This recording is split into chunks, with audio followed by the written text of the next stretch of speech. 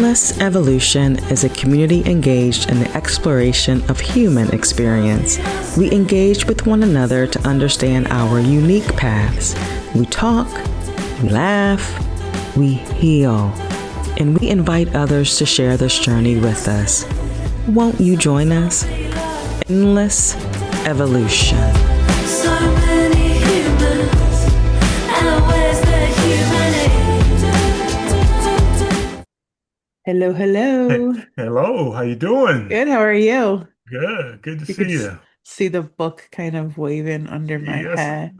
I'm so excited, Aaron, I am too. I am too. to I talk have like, about this amazing book. and it's funny, we were going back and forth trying to plan on the day and when we're going to meet, and all during that time, like, transparently, I was the one who held us up Oh, because no. I had to finish it. But like. But I was just like itching to get to the day to speak about it because like it's like brewing inside of me. I know. And so for everyone listening, it's A Sky Full of Elephants by Cebo Campbell. Came out, what, in 2024? Yes. And got a lot of, attention at that time. We're just getting around to reading it now, and I think it's never too late. And I always think that when you find a book like this, the first read is never enough. I think this is going to be a multiple read type book, Yes. like Yes. just for so many reasons. But we can jump in and start really talking about it. It's a book that speaks to so many issues around identity and symbolism and the Black identity, right? Which you're Yeah. going to speak to because I Yeah. can't.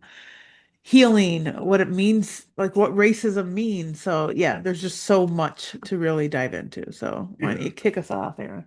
So it's interesting because it's one of those books that you don't want to end. Yeah, Um and it's interesting like you come to the climax to a book and you're like, okay, it's over now. Like you don't want it to end. And so it was like that for me. So I don't even know where to start. yeah. Not Um, only, I'm going to say a little bit about that end though. I thought that there was so much. I mean, there's a first section of it where you're getting to understand and know the characters a little bit, right? mhm. And then the big section of the book, like the meat of the book, is so much development and building up and kind of like mystery of what's really going on and us learning about it through and with the characters. And then I felt like the end tried to just kind of wrap things up real quick, where Yes. it was like the climax, that point, that turning point comes so close to the very end of the book. I'm like, Yes. wait, don't end Yeah. it now. I want to know Yeah. how it happens. So I'm like, Yeah. did he set this up for a part two? You know? I was thinking the same thing. I'm glad you mentioned that because when I was teaching literature to students, I taught them like the formulaic, there's rising action Right. and denouement and falling action and resolution. Like I felt like we didn't get to the resolution. Like No, we did it not. like you said, the climax was like so close to the end, Yeah. and then I don't even know if there was any falling action. And so similar to, I was reminded and maybe we should give a quick review about what the book is Yeah, yeah, about. yeah. But like I was reminded about Parable of the Sower Yeah. by I'm losing her Octavia Butler. Octavia Butler, right? Like so I was reminded of that book when I read this. And so Sky Full of Elements, Sky Full of Elephants. I was looking for that point at which like the title made sense to me and it came at the end. But this book, and I'm gonna forgive us listeners. I'm gonna be all over the place because I'm just so Yeah. I excited mean, about every part yeah. of it. But I think maybe just a quick review. I started when people were asking me like what I'm reading and what the book was about. The first thing I would say was it's a book about all the white people disappear. And I happened to be on an elevator and I had the book in my hand and there was a white guy on the elevator with me. He was like, "Hey, what's that book about?" And I was like, okay, do I start this conversation with it?" But but then after I started really thinking about it, they don't disappear. they don't disappear. So in this book, there was an event there was a thing that they called the event where Mhm. all of the white people in the United States, they don't disappear. They actually are entranced and they get up and they find the nearest body of water and then they drown themselves in the water. Correct. Yeah, they don't Uh, disappear. no, they don't disappear. I So everybody mean, knows where they went. yeah, the trance is a big thing. And like when we learn about the trance through um Charlie, no, yeah, Yeah. Charlie's right. Hmm. Is making an egg. And so Charlie is half black, half white. Hmm. She's a character in the book. And I she know lives with that's her white Sydney. family. Oh, Sydney. Yeah, Charlie's the Sydney. dad. Sydney is half black, half white, Charlie's daughter. And Charlie is a black man, and he's kind of the protagonist of the book. And he had uh, a lover, someone he really was entranced with. Mhm. Um, a white woman named Elizabeth many years ago, and that he then gets jailed for having sex with her because instead of admitting that she was in love with him, she lied to her uncle, right? And then he got prosecuted for rape. He never really raped her, but anyway, so Sydney was a product of that encounter because she's half black, half white, living with Elizabeth, her mother, and the white siblings, half siblings that she has. Um, she's left frying an egg and the egg's burnt. She's like, what the fuck is going on with my family? Because she just sees them all Mhm. walking into this giant lake or pond near their house, right? And drowning. I just, fascinating to me that on this journey, right? Because she contacts Charlie to come get her and figure this out and take her to where she had heard maybe she has a distant relative somewhere or a relative somewhere in Alabama. I need to make my way down to Alabama. It never occurred to her that maybe this relative like actually had black blood in her either, right? Which we find out. Sorry if we're giving too many spoilers. I think we can give spoilers to this book and it still does not ruin the reading of this book, right? No. So what's interesting to me is that Sydney, and I think this is part of the story, right? Continued to frame the world and continued to frame her experience from the white lens of Yes. which she was raised, right? The Yes. the cultural white lens.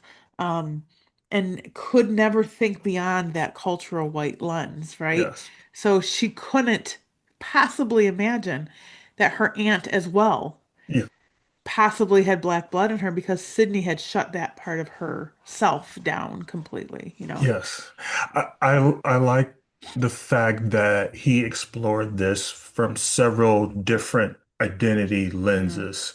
From the black man's lens, Charlie, the main Right. character, who had been imprisoned from who then I don't want to say redeemed himself because he had never actually committed a crime, Correct. but but in his redemption, if you will, I can't think of another uh, uh, name for it right now, but in his redemption was teaching at Howard University and helping students learn how to live through this new reality Yeah. because with more than I was going to say half the population, but it's more than half the population, the majority of the population now gone, a lot of services had shut down, including, you know, uh, flights, including, Electrical electrical grids, right? grids, Yeah. Gas including stations, absolutely all of those things. And they were learning how to live in this new world. And prison so, guards, right? Because that's how Charlie's free. Because absolutely. That's, all the prison guards walk themselves to drown as yes, well. yes. Um, and yeah, and the prisons were opened and And so I was wondering, like, all throughout this book until the end, like, what caused them to do it? Like, was it an act of God? Did they feel like this moral, was this thing going on morally inside them that caused them to do it? Like, all what right, what was it that caused them to do it? But going back to my point, like, I like the fact that he explored it from those different lenses, from the student lens, from the lens of the people who were healing, and we're going to talk about this, I'm assuming a little bit later in all in right. this community in Alabama, to like people from different walks of life. I can't think of was it Sailor who was the pilot, like from this pilot's Sure. lens? Yeah, Sailor, who was like part of this black freedom and new consciousness and new reality because there's no longer whites, but really not free from the world that white dominant culture had created. And Yes. so really like to distance themselves from those weird people down in Alabama. Yeah. And what we Yeah. come to find is that those weird people down in Alabama are truly living the most liberated free way possible, right? That reminded me so much of the Gullah people in the Low Country in South Carolina Yeah. who started this whole community. They escaped enslavement, Yeah. or somehow or another, or they might have been free people, but they decided to start their own communities, which still exists, Hmm. off of the sea coastal islands of South Carolina and Georgia. Um, they started their own community. They had their own currency. They had their own language. So if you talk to the Gullah people, Yeah. uh, uh, Gullah. yeah, if you talk to them, they speak a patois that, Yeah. it's indigenous to the United States, Yeah. but it's a different language. And so it reminded me of that the whole celebration of Mardi Gras, the whole, self-sufficiency that they had going on. But what I think is what made me think of that when you were talking is the narratives that get spoken about those communities. So like Right. before we actually encountered this community in Alabama, we hear that they're weird, that you don't Right. want to go down That's there, dangerous, right? it's Yeah. dangerous, that the people are just they had their own country, and I think in one instance they were like, they have a king, it's a kingdom for God's sake. Like, why would you want to go down there? They have their own king. Right.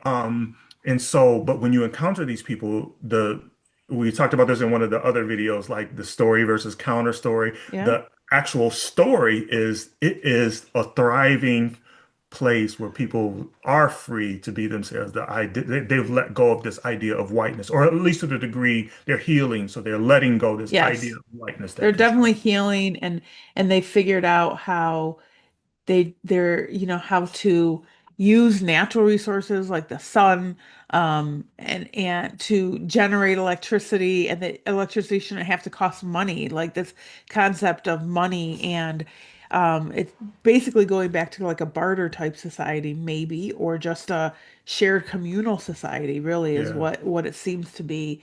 It is interesting to me that it is set in a monarchy, right? Like, so why Yes. that? So is that our human beings, like it got me thinking to that level. Are human beings, is our nature to be led by something, right? And Mhm.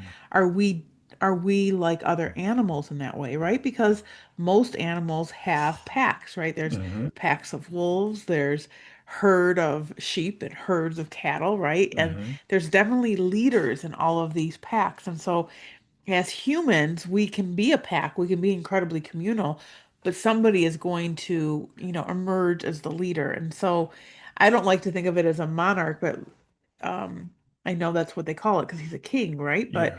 it's really like Alabama's this communal group of humans, and Yes. he emerged as a leader because he's the one, which is what we find out, that caused the event. Yes, Yes. absolutely. It, Um, and what I like about that is it actually shattered and is shattering my whole idea of hierarchy, particularly as it relates to gender, mhm. because even though the king, in traditional monarchies, the Yeah. king is the one that holds all the power, like the Yeah. ultimate power. Yeah, his wife was the ruler. His wife was real, and when they're asking him about things, he's like, "Go talk to her." Yeah, Why are you asking me? Go talk to her. right. I'm just Uh, basically doing what she commands me to do. yes, Yeah, no, and so obviously, and we both commented on this before jumping on the podcast, but um, the direct call outs, the side stepping of it, like all of the power of women and the feminine, you know, world, the feminine mind, the feminine heart, the feminine soul, the feminine guidance. Like it's just so strong in Yeah. this book. And I think if we look at Sydney's evolution, her character's evolution from having a very white-centered frame of the world to once in Alabama, figuring out that there's a whole identity within her she's never explored, and seeing her freedom and her power and her joy come in increasing fashion as she explores her blackness, right? And as she explores her femininity, we see how strong that black feminine power is, right? And we live in Yes. it in the world, right? Like Yes. so I'm no one to talk. You are married to a beautiful, lovely, strong black woman, but Mhm. I do believe that there's a strength in black women that I don't encounter in a lot of other people, right? Yes. I don't want to say it's only in black women. I think there's something about the feminine power and something about the feminine power of people and of indigenous groups of people who know what it is to carry their community forward, Yes. literally through like giving childbirth, but Yeah. also by cultivating and nurturing the community forward, right? Like, Yeah. yeah, We talked about this a little bit offline. It I'm going to ask you your favorite part in a moment, and I'm going to speak yeah, about this part, but this is actually not my favorite part, but one of my favorite parts. And it's when they're asking Charlie, so the machine that um and we're gonna, I don't know if you want to reveal this too soon. There's a machine that sends out a signal, and Charlie is the guy who fixes things. And so I was feeling like throughout this time that he was, even though no one called him, he was drawn to go to Alabama right, to work on this machine. But when he figures out what it is, when he figured out that the machine was the thing that caused the event, he has this internal crisis, right. Like and we killed all these people, innocent people. Yeah, we killed all these innocent people, and he didn't want to help them to fix it. But when he goes to the king and he says this, he felt very comfortable telling the king, I'm not doing this, I'm done, right, I don't want to do it anymore, this is your fault. When he tells him this, he's like, don't tell me, you have to go tell the queen. right, I'm drawing a blank on her name right now. You have to go tell her. And he feels like this nervousness, and when he's in her presence he can feel her energy, and he's like bowing his head, and like right, he's almost ashamed to tell her that he didn't want to work on it. That is one of my favorite parts, because you usually see that sort of deference apply to people's presence in front of men who have power, and it's in this case the story. I want to start using story versus county story. Like in this case, the story is the women, or the woman in this particular woman in that sense is the one who yields that power. And that power, it's like I know I've marked this part of the book because I learned my lesson with James. So um and they're talking about they're having this conversation about power, and she doesn't use it like we think a ruling, a person who's in monarch a, would, right? Yeah. yeah, and mark there, I can't even find my mark. um and I'm gonna use this a little bit later, but they're talking about this idea of, oh, Vivian is her name. They're talking about this idea Mhm. of power, and the quote is, this is on page 241. Um, and he said, real power doesn't protect itself. Real power allows itself to be used for something greater. Mm. And so when I think about how Vivian rules, it's not like ruling with an iron fist. It's not by giving commands. It's not by telling people what to do or even knowing exactly what to do. It comes from her just natural energy, Right, and people naturally defer to her because of who she is, because of how she carries herself, because of the wisdom that she has. And that's how she most likely is chosen to be the person in power is because people are automatically drawn to her. And so that to me is just one of the most powerful parts of this I book. I don't disagree, and I think that part, Aaron, where we figure out that the rebooting of the machine isn't to further decimate the white race. It's not to, Mhm. it's really to kind of level up in terms of consciousness and Yes. help people heal so that we're not being defined by race, so that we're not being defined by these isms, right? And these identity markers that we all cling to so tightly. And that the only way to do that is to turn the machine back on and send out, more signals. I think for me, all of that, it reminded me of a couple things. And the science fiction-y part of this book reminded me of two movies for very different reasons, but part of it was Back to the Future. Hmm.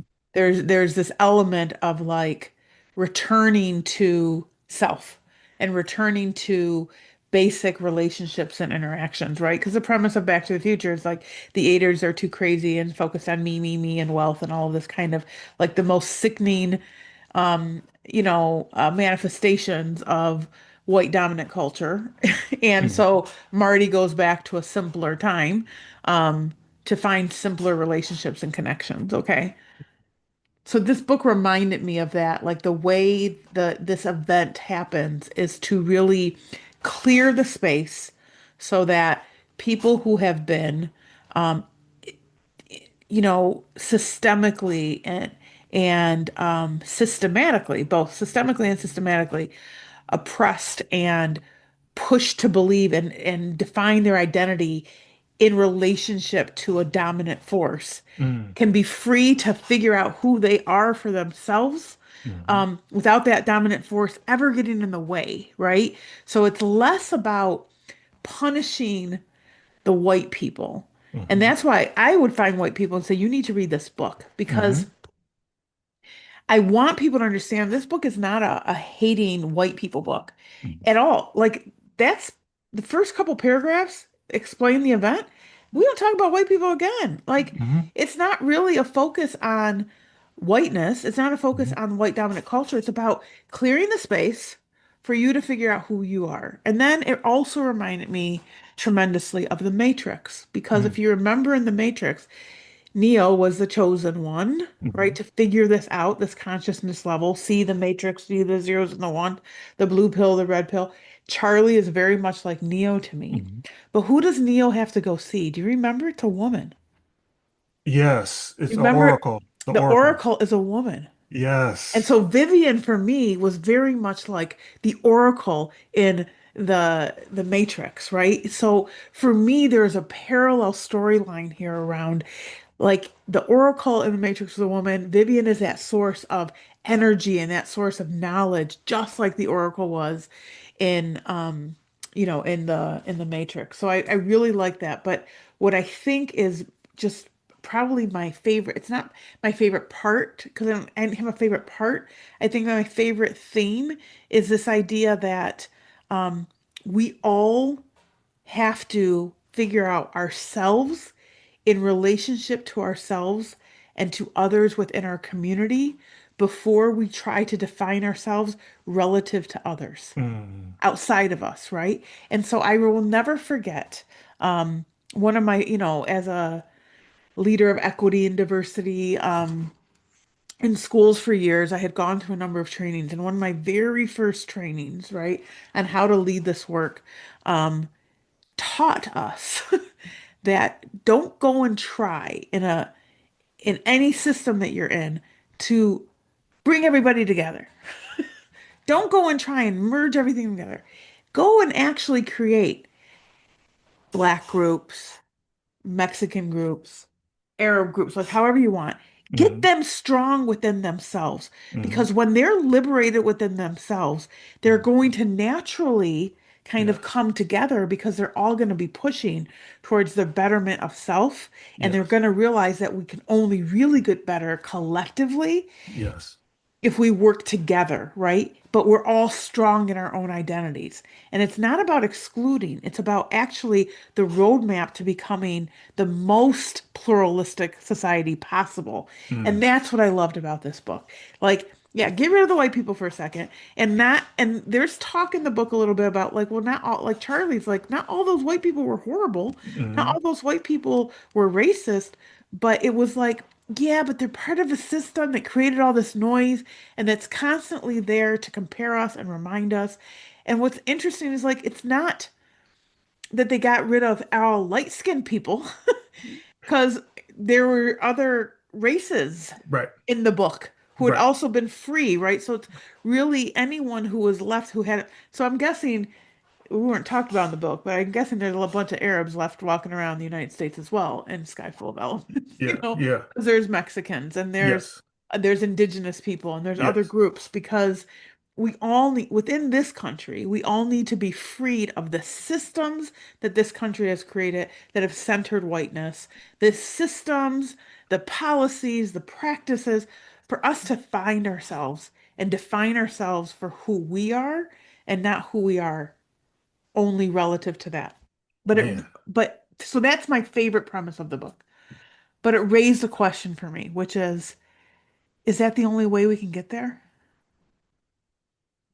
Right? Like is that the only way we can get there? Can we not get there with each other? Like because just like if I say I don't see your color, Aaron, and I'm denying who you are, right?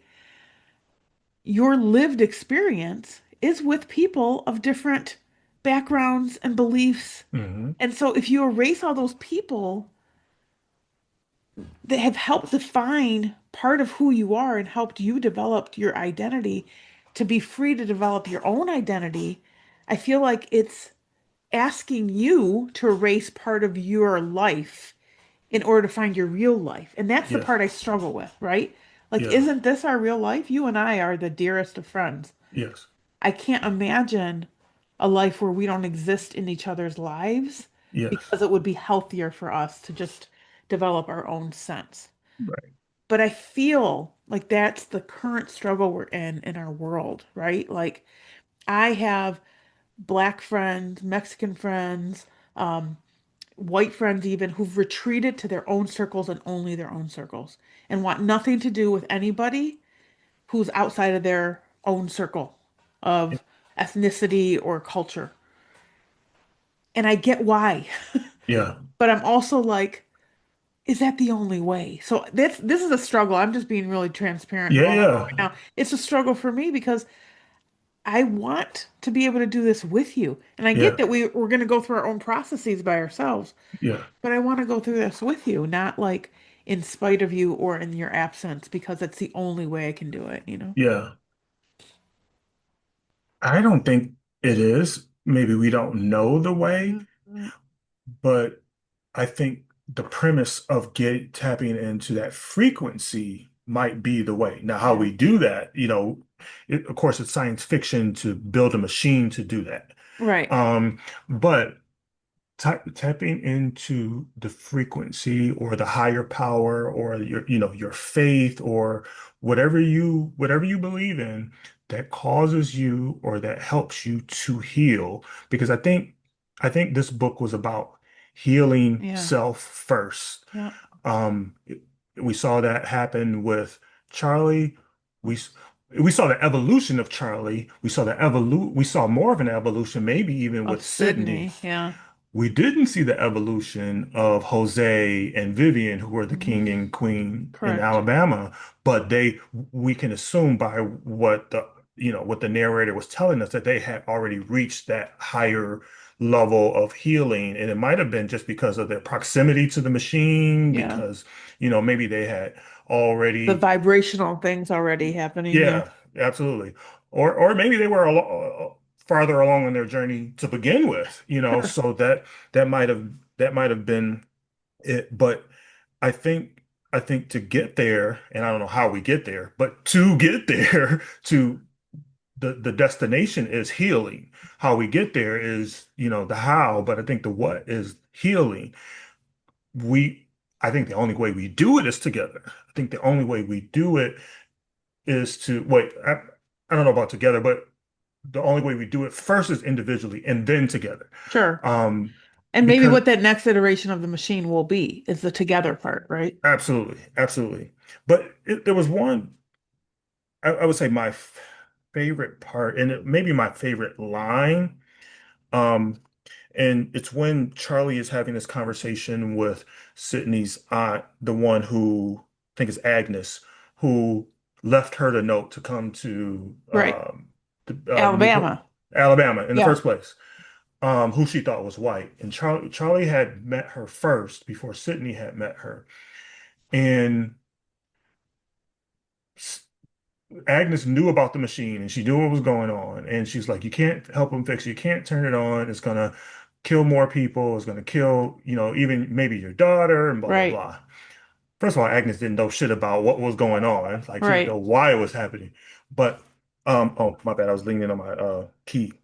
Um, but this is it said something. She said something. She said, you can't turn that machine on again. It broke the world before. It'll break again. And Charlie's response was, if healing our wounds breaks the world, then let it break. Yeah. And so to me, it was like the goal was to heal. And whatever happens as a result of it, I'm not necessarily concerned with what happens, but our goal is to heal. Well, And sometimes you've got to destroy to heal, absolutely. right? I mean, the name of my company, Creating I was Fires for Justice, I was right? just going to ask you to Yeah. talk about like you say this so eloquently about, and I don't want to about how you need fire to help forests grow, what have you. Right. I've heard you use Yeah, that that in analogy before. agricultural, there's a burning practice, and you burn down the plants and the crops to regenerate the earth. And in order for the earth to regenerate itself, things have to be burned down, they have to die, and that whole life cycle has to restart again. And I do believe that that's part of the premise of this book, right?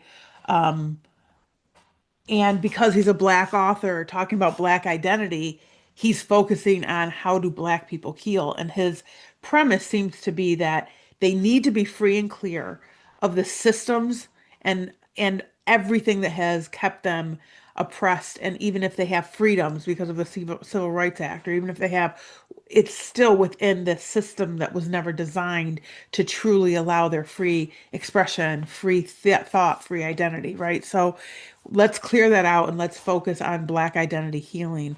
And I think that's brilliant. And I think Charlie's put there to say, yes, but we have to heal beyond just this. We have to heal the world. And so, how do we do this in a way? And let's reboot the machine to do that. Yeah. I think Agnes's fear and even saying the world was destroyed. Well, whose world was Yes. destroyed, right? And it made me reflect on what's going on right now, why certain people are freaking out, primarily white women, are freaking out because of all of the things that are happening. And they're horrific, and everybody should be freaking out. But most black people and brown people are not freaking out as much because their world has never fully had all of those freedoms anyway. Yeah. So things breaking down seems like this might actually work out for all of us a little bit better, right? Yeah. Like Yeah. we have to Like, figure this. I'm, Um, I don't know if I'm um, putting something out there. Maybe I shouldn't, but like yeah, when right. I'm talking with black people, we're like, we've seen this movie before, you know. Yes, And again, this is not to make light of any of the horrific things horrific things that are going. Yeah, going on around the world. And so forgive me if it feels like I'm doing that, but you know, when we talk about like being tapped into a frequency, when it's yeah, being when you've already been tapped into an experience, or you come from a lineage that has an experience, like certain things don't shock you as much. Like, am I shocked about what's going on in Tennessee. Gaza and Yeah, Tennessee and Lebanon and I I'm appalled, but I'm not surprised correct. because if when we both of us are students of history, it's just wash, rinse, and repeat. They And also so, have shared their playbook in the open. They absolutely, said they're doing it. Abs- Stop acting absolutely, shocked, you know. absolutely, Um, absolutely. I think what I love is this idea that through healing, we have to, like you said, know ourselves. If we inherit ourselves, if we figure out who we are at our core, connect with the frequencies of the earth, understand the natural elements, use this concept of community and depending on one another, then we inherit the riches of the earth Yes, entirely, right? yes, Um, Man, I got so excited in Alabama in the book, right? Like yes, there is a way to live. There is a yes. way to be without the way that we know it. And so many of us just default to what we know or freak out trying to hold on to the way things have always been because change scares us and because we've never been exposed to another way of doing things, right? Think you hit the nail right on the head. He gave us a glimpse of what is possible Yeah. if we divest ourselves, and we may not be able to do it in one generation or even two or even three, but if we work towards divesting ourselves of this colonial mindset, Yeah. right? So I saw this video on Instagram the other day, and it was Sonia Son. I never can pronounce her last name right. So Sotomayor? no, this is Sonia Son or Sonia San. She's a Okay. poet and actress, Okay. and I don't know if you ever watched The Wire. She was Oh yeah. um, in the first movie I saw her in was called Slam, and she was a poet with um, dang, well, I'm drawing blank on people's names then. She was a poet in the We're movie. tired and old, Aaron. Right. Yeah, absolutely. More old than tired. Um, but she had this video and she said, "You're gonna have to sacrifice some things. Our ancestors had to sacrifice. We are too comfortable right now. Yeah, So we're gonna have to give up something. We have to give up something of our freedom so that everybody can be free, so that absolutely. everybody can have these things." And so what I took away from this is the sacrifice that people were giving or engaging in order so that everybody could be free.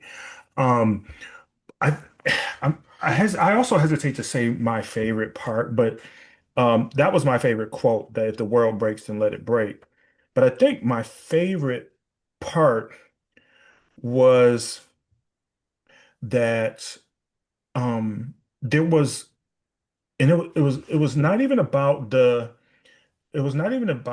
healing. Well, it was partly about the healing, not even about the machines, not about race. It wasn't about the tenderness that Charlie, who had just met his daughter, they didn't tell us how long it was between the time he met her and by the time they got to Alabama, but in that short period of time, the tenderness that he felt for his daughter and the tenderness that we saw welling up in her, even though she was angry at first, like, she would say, "Oh, it felt good to hug him. It felt good to feel the warmth of his arms. It felt good to have him say a we and us." And like you saw even before they had gotten to Alabama, you Right. saw both of them like going through this process Yeah. of connecting to one another.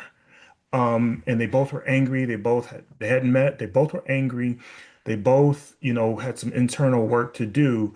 But that bond between, I want to say a father and a daughter, but I think it was deeper than that. Two people who needed each other, Hmm. who each had to go through their separate healing processes, Yeah. but found each other and agreed to stay together and to work it out and to work through their issues and all of the things that come along with any relationship, whether it be mother daughter, father son, father Yeah. daughter, Yeah. all of those things that you have to work through. They stuck it out, and that for me, it hits home personally, Yeah. but it gives me hope that it gave me a glimpse of what it could be like when two people have been separated for whatever reason, that they would ultimately come back together. Yeah. And I will say that those parts gave me hope, Aaron, on the larger like scale, right? Hmm. So, again, reading this book hoping that it's laying a blueprint of what it could be like, and then how do we get there to heal collectively across our differences.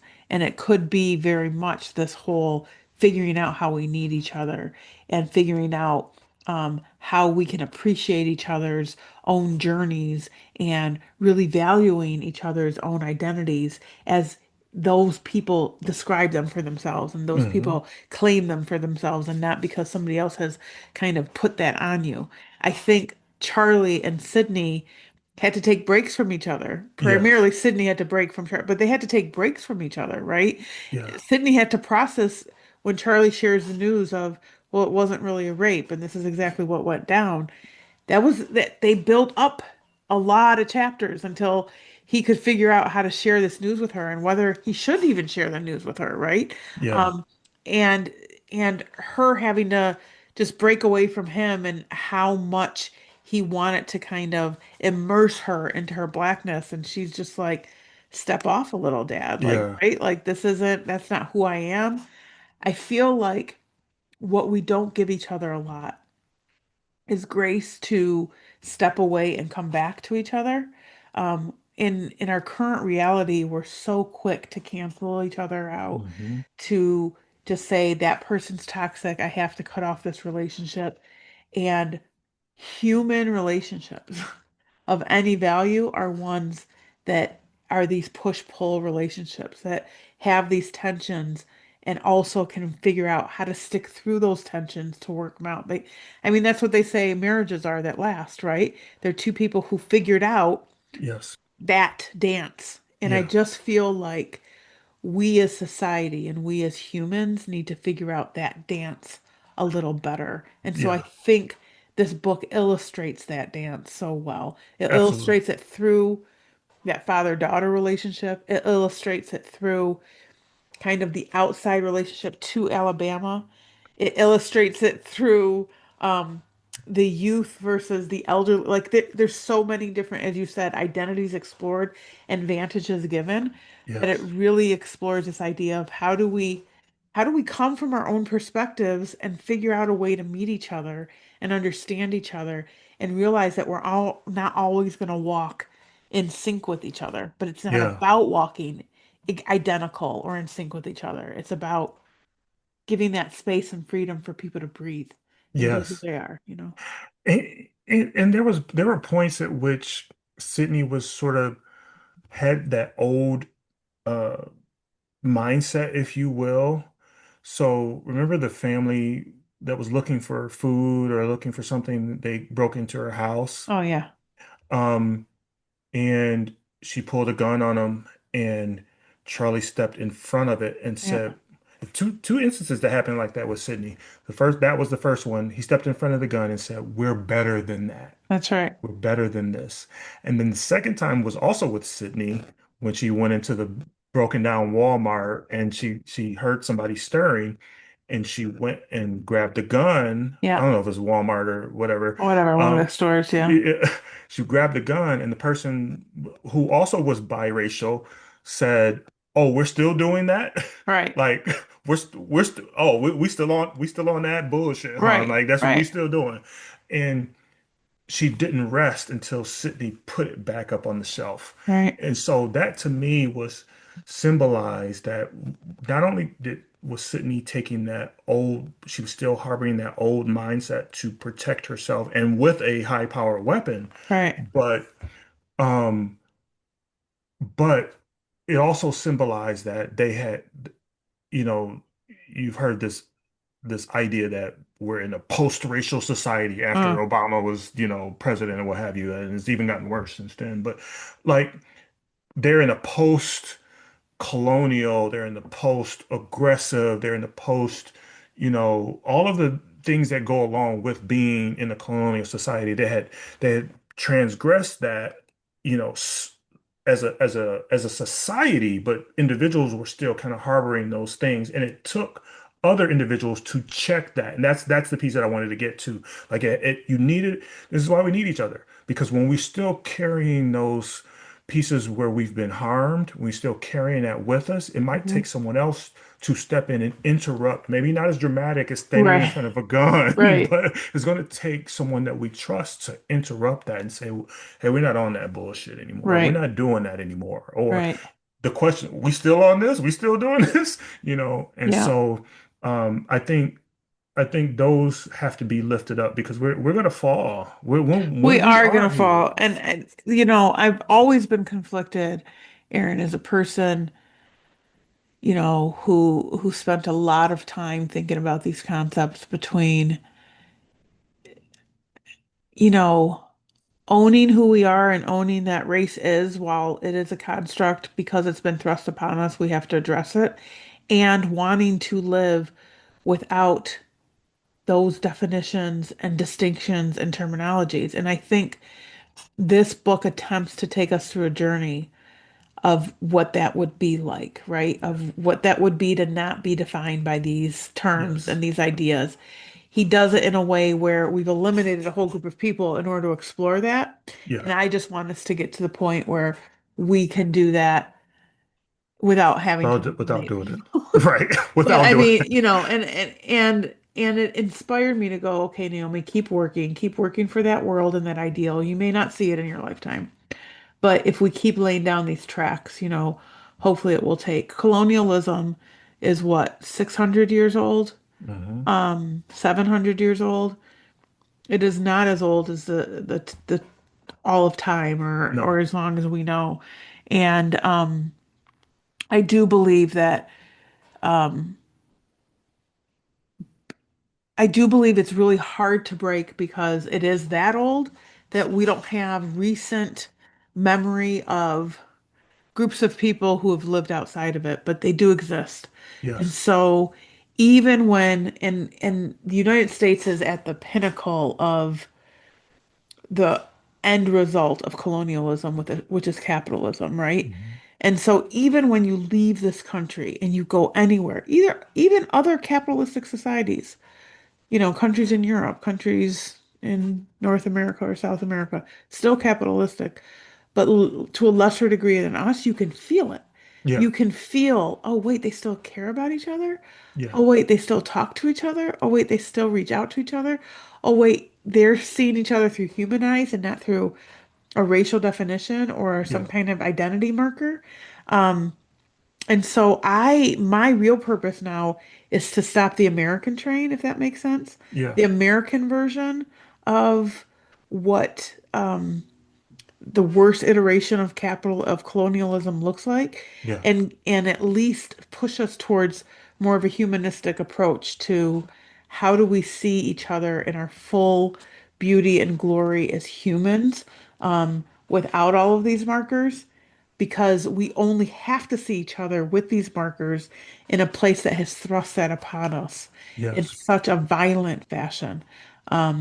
But I can't do that here without recognizing what has been thrust upon us, Yeah. right? So, like, that's the complicated manner.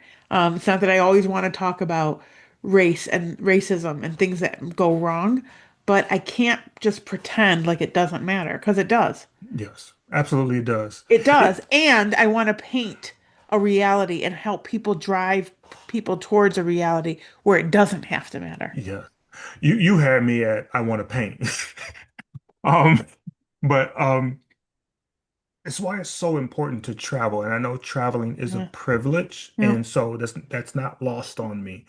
But it's why it's so important to travel and not just encounter people from different countries and different cultures on our own turf, Right.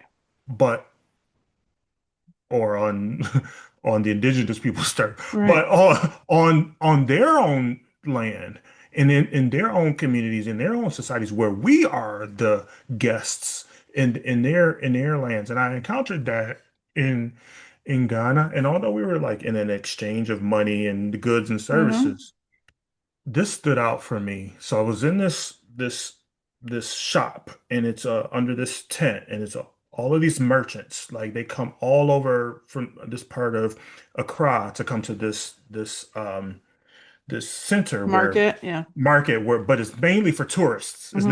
It's not necessarily for Ghanaians. It's for tourists Right. for sure. And um and when I say I wanted this, I want a brown bracelet. I want a brown tiger's eye bracelet. Well, if that merchant didn't have it, they would go find somebody Yeah, else yeah, to get it, make the sale for them, or bring that person in to, like right. in America, we're like, I don't have it and I don't know where you can get it. I Like, know. It's that so competitive capitalism that drives everything here, you know? um That's a great example, Aaron. Maybe, and I felt that in this book so much where like the exchange of money was almost gone, yeah, but when he was like, how do you get a new car? Oh, we just take one that's available and you drive it and you charge it up and then you leave it for the next person. And right. then you just keep going. Like And in that way, everybody has something to that's use. right. And those concepts, they you see them popping up in places around here. There is that kind of car concept. I forget which city it was, where you can just you like basically rent. It's kind of like the rent a bikes, where you can Hmm. ride a bike and then you just leave it wherever, and somebody Uh, else can rent it and ride it. uh-huh. And I think this idea has to start catching on with the younger generation. Like I want young people to read this book. Hmm. Um, and it's not because people like us are too old and there's no chance for us, Hmm. but we have to stand behind, lift up, and support the young people because they're the ones who are really going to lead us forward, right? Yeah. Like they really, really are, and break from these chains that bind us. And I know that's a Yes. an interesting analogy, but it's real. And I think it's why, this book was inspiring for me. It challenged me in a lot of places, but it really inspired me to think in a more hopeful way than I've been in a long time. Yes. This book that talks about, you know, the world breaking for white people and freedom for black identity allowed me to find hope in, but if we all just kind of break, Yes. and Oh, how can we like rebuild ourselves in a better way? And I go back to this example all the time when Trump was first elected in 2016 and I was distraught and things were happening. One of my best friends said, Naomi, it's like a giant zit. The United States is like a giant zit and it's got to pop. You got to pop it and get all that shit and that gunk out. It's a gross analogy, but it's true. yeah. And we're just popping the zit right now. Yeah. We got to get this shit out. Yeah. So, for as horrific as everything is that is happening um, in this country and around the world, my hope is that we're getting to our breaking point so that we can rebuild and find love and support in one another Yes. and create that world that, again, I might not live to see, but that in future generations they can prosper. And my belief is that this has gone on before and that this is cyclical, and that people before us had these same beliefs. Like, we're going to have to break some shit down in order for it to get better. Yeah. Um, and, I hope that the sky will be full of a lot more than elephants. Yes. It would be full of a lot more than all the beautiful stars and all of the beautiful hopes and dreams of everybody. That collective power can really move us forward. Absolutely. There was this, I saw this lecture by Gloria Ladson-Billings some years ago, and I might have told you the story. And I forget which country. She might have been like Sweden or something like this. But um, there was this bench in this park, and it was famous, and like a lot of tourists come to it. And so when you sit down on this bench, it has on the side of it, it has a fire pit connected to it.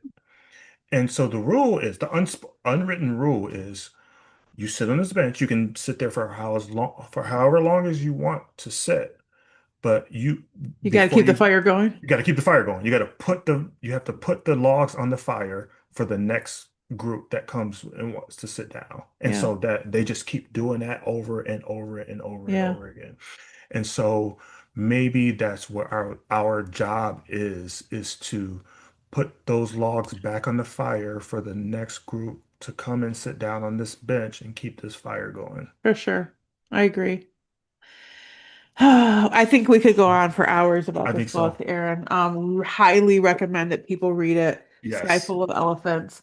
And maybe join us for our next book, where honestly, I think um, this is going to be a great read. But Yeah. what Kendi really explores is exactly why this book had all the white people walking into a body of water, right? Yes, Which is like, absolutely. what are these ideas that we've all been chained to?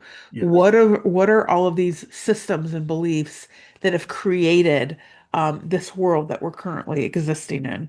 And so I'm excited to read this one. It's a big, thick one. It's going to be a while, so don't hold your breath for the next recording, people, because this one was smaller and a lot of fun to read, and it took us a Yes. minute.